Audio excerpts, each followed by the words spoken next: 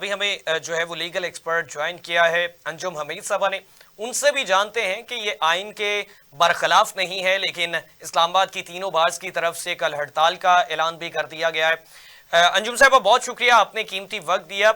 Madam, किस तरह से देखती हैं ये जजेस की ट्रांसफर वाला मामला है और इस्लामाबाद की तीनों बार्स ने हड़ताल का ऐलान कर दिया है, जबकि आर्टिकल 200 जो है वो इसकी इजाजत देता है, उसके बिल्कुल ये अंदर रहते हुए तमाम चीजें हैं, लेकिन इस पे बार्स की जानिब से एहतजाज का कहना, वकला जो है उन वो कानून को जो है वो नजरअंदाज कर रहे हैं, क्या कहना चाहेंगे?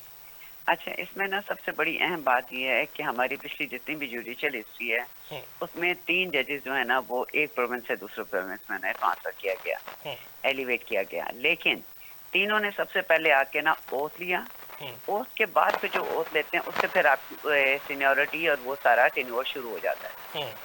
एक बात। सेकेंडली ये कि अब इस यहाँ पे जो सारा इनमें लिखा हुआ है जुडिशियल उसमें कि 12 जजेस जो है ना वो पोस्ट, और 12 जजेस के लिए ही ये सारा एलामिया भी जारी हुआ और सारा कुछ। लेकिन सरप्राइजिंगली और वैसे भी वो कहते हैं ना चित्र भी मेरी पट भी मेरी, वो वाला हिसाब चल रहा है।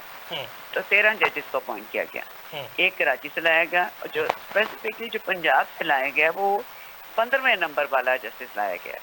तो अगर तो शफाफ होता तो फिर शायद किसी को भी कोई एतराज ना होता। अब वहाँ पे जो हमारी लाहौर हाई कोर्ट है उसमें हमारी जो डेफिसिट है जुडिशरी का वो मोर देन 38% है, अराउंड 40% कुछ, ठीक है, जस्टिस की कमी है। उसके लिए आज तक इस पूरे उसमें और जो पिछले जो इंटरम भी और जो सो कॉल चले एस्टेब्लिशमेंट वाली गवर्नमेंट जो अभी भी चल रही है, कंटिन्यूएशन है, उसमें एक जस्टिस की भी अपॉइंटमेंट नहीं हुई। यहाँ पे इस्लामाबाद में जो केसेस हैं जो पेंडिंग वो हैं 16,000, कितने 16,000 पेंडिंग केसेस।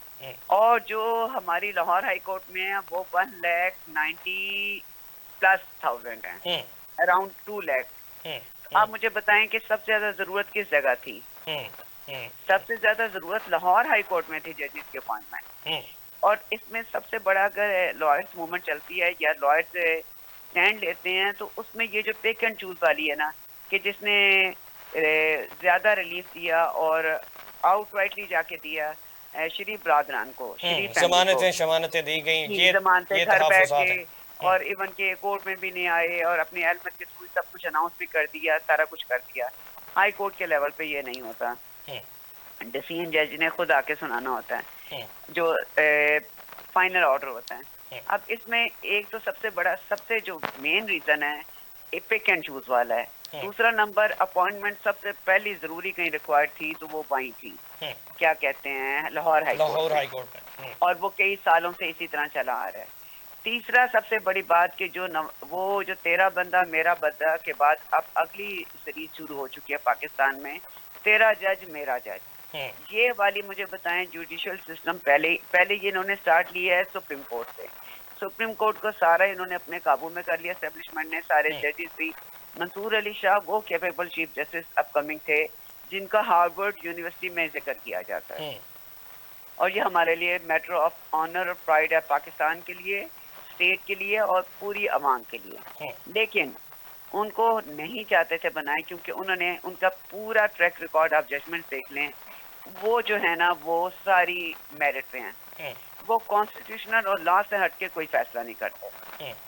अच्छा, उसके बाद उनका रास्ता तो रोक दिया, उसके बाद जो आपने बेंचेस की भी बंदरबाड़ देखी है। अब ये बहुत हैरत की बात है कि आज तक नहीं हुआ, चीफ जस्टिस जो है सिटिंग वही डिसाइड करता है कौन सा केस कौन से बेंच में लगेगा, उनकी अपनी टीम, कि गवर्नमेंट डिसाइड कर रही है कौन सा केस कौन सुनेगा। ये भी बड़ी हैरत की बात है। जुडिशियल देखें जी, पाकिस्तान की जो है ना हमारी स्टेट के 4 पिलर्स होते हैं, एग्जेक्टिव, जुडिशरी, उसके बाद हमारे ये होते हैं पार्लियामेंट, और एक ये चारों में से चारों के चारों एक पिलर खड़ा हुआ था और जिसपे पूरी आवाम की समझे रिलीफ का मैटर था। ये नहीं है कि इमरान खान के केसेस का ये कुछ, वो भी इन्होंने गन पॉइंट पे, अब सुप्रीम कोर्ट भी सारी गन पॉइंट पे। कल डॉन न्यूज ने बड़ा जबरदस्त इस पे कार्टून बनाया हुआ था कि सारे पिलर गिर गए, छत के नीचे सिर्फ बंदूक खड़ी हुई है। तो जब आप सारे इदारे बंदूक के जोर पे चलाएंगे तो आप मुझे बताएं कि उस पूरे मुल्क का क्या सिस्टम चलेगा, इंस्टीट्यूशन की क्या क्रेडिबिलिटी रह जाएगी, या वो किस तरह इंडिपेंडेंटली बात कर सकेंगे। अगर यही जजेस नहीं है कि जी शहबाज शरीफ को, नवाज शरीफ को रिलीफ किया था तो इसको वहां से वहां उठा के और इसको सीनियर बना दो। और इसमें एक और सबसे बड़ी बात, जिन जजेस ने 20 साल सर्व किया है, 25 साल सर्व किया है और सीनियरिटी पे हैं, तो क्या ये उनकी हक तलफी नहीं है? ये उनकी हक तलफी है। दूसरा नंबर, हर जुडिशरी में क्राइटेरिया होता है। जैसे आपने सुप्रीम कोर्ट का लाइसेंस लेना है तो आपकी स्पेसिफिकली इतनी रिपोर्टेड जजमेंट होनी चाहिए, तो वो भी नहीं है पूरी इनकी, डोगर साहब की। तो अब आप देख लेना, एक बंदा जिसको लाया जा रहा है सिर्फ इसलिए कि वो इमरान खान के खिलाफ फैसले दे, वो रूल ऑफ लॉ के मुताबिक नहीं चले, वो आइन के मुताबिक नहीं चले, सिर्फ अपने मनपसंद। इनमें सबसे बड़े जो गुनाहगार मैं समझती हूँ हमजा, जिसको कौम को कभी भी नहीं माफ करेगी, एक आजम नजीर तारक, वफाकी वजीर कानून, और दूसरा अटॉर्नी जनरल मंसूर अवान। ये दोनों बंदे हैं जिन्होंने सिर्फ एस्टेब्लिशमेंट के लिए काम किया और पूरा जुडिशियल सिस्टम इन्होंने कोलैप्स कर दिया। अच्छा अंजुम साहब, इस्लामाबाद हाई कोर्ट सेक्शन 3 तमाम वफाकी इकाइयों की नुमाइंदगी जो है वो मसावी होने का कहता है, और इस्लामाबाद हाई कोर्ट पाकिस्तान की यगानगत की जगह समझी जाती है, जगह है। तो इस पे आप ये समझ रही हैं कि ये सियासी बुनियादों पर ट्रांसफ़र की जा रही है, और इसमें जिस तरह से आपने कहा कि वो स्पेसिफिक जो टेन्योर है वो भी पूरा नहीं हो रहा है, लेकिन उनको जो है वहाँ पे ट्रांसफ़र किया जा रहा है, तो ये सियासी इख्तलाफात या सियासी बुनियाद पर ट्रांसफ़र हो रही है? एक मिनट, दोबारा आखिरी वाली लाइन आप दोबारा दोहराएं एक मिनट। कि ये सियासी बुनियाद पर ट्रांसफर की जा रही है, आप ये समझ रही हैं? बिल्कुल बिल्कुल जी, ये सारी मैं आपको बताऊं, ये पॉलिटिकल बेसिस हैं, पॉलिटिकल। और जैसे जो मैंने आपको एक सिंपल सेंटेंस बताया, जैसे मैं ये इलेक्शन में कहती थी कि सीट देनी हो, तेरा बंदा मेरा बंदा, तेरी बंदी मेरी बंदी, इस तरह तेरा जज मेरा जज, कुछ ऐसे। अब पूरे जितने पीपल्स पार्टी से एफिलेटेड जो लॉयर थे और जो उनके चहेते बंदे थे या जजेस थे लॉ जुडिशरी में भी 10 बंदे हैं, 10 के 10 पीपल्स पार्टी के हैं। अब आप ये बताएं कि एक पार्टी के स्पेसिफिक स्पोर्ट के बाद, पर्टिकुलर स्पोर्ट के बाद जज कैसे इंडिपेंडेंट फैसले कर सकता है? जज तो 100% बाइस्ड है। और दूसरा, उसकी रेपुटेशन भी एक मैटर करती है। ऑब्वियसली कोई भी किसी फील्ड में बनता है, फौज में है, किसी जगह पे है, जुडिशरी में है, वो जो आप जितने भी डिसीजन जो आप परफॉर्म कर रहे होते हैं, रेपुटेशन स्प्रेड। तो डोगर साहब की रेपुटेशन, एक ही रेपुटेशन इंप्रेशन है कि ये शरीफ बरादरान के बड़े करीब हैं, और उन्हें तो ये आउट ऑफ द वे जाके वो कहते हैं ना, अक्रॉस द बाउंड्री छक्का मार के ये रिलीफ देंगे। तो फिर मुझे बताएं, फिर इस तरह का कैसे चल सकता है निज़ाम? चल सकता है? बिल्कुल भी नहीं। अंजुम साहब, चीफ जस्टिस ऑफ पाकिस्तान की जानिब से कहा गया कि ये बहुत खुशाइंद अमल है, और आर्टिकल 200 जो है वो इसकी इजाज़त भी देता है। मैंने इसको जो है वो अच्छा कदम समझा है। उन्होंने कहा कि जो सीनियरिटी और ट्रांसफ़र वाला मामला है, ये दो अलग अलग चीज़ें। जी बिल्कुल अलग इस तरह नहीं है। वो चीफ जस्टिस साहब जो यही अफरीदी साहब तो बात इसलिए कह रहे हैं कि वो तो खुद किसी का हक मार के आए हैं, तो वो उन्होंने तो बिल्कुल सपोर्ट करना है।